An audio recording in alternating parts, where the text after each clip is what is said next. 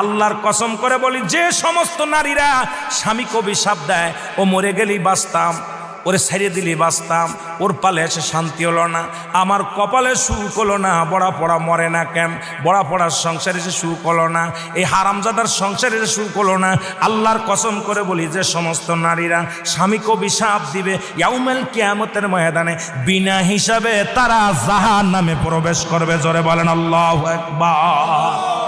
আমার মারা যারা মাইকের আওয়াজ শোনেন, শুনে নেন,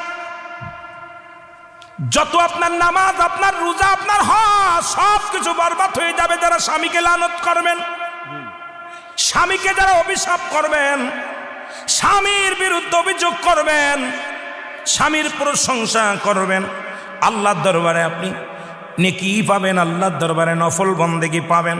সারা রাত পরে আপনি ইবাদত করেছেন, আর একবার বলেন, আপনার মার কাছে বলেন, বোনের কাছে বলেন, ভাইয়ের কাছে বলেন, ভাইরে তোমার দুলো ভাইটা কত সুন্দর, উনি ফরেজগার মানুষ, নামাজি মানুষ, আমাকে ভালোবাসে।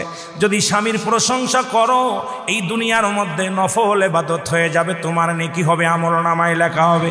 নবীজি বলছে, অধিকাংশ মহিলারা ওই কিয়ামতের ময়দানে ওই জাহান্নামী অধিবাসী হয়েছে যারা স্বামীর লানতকারী।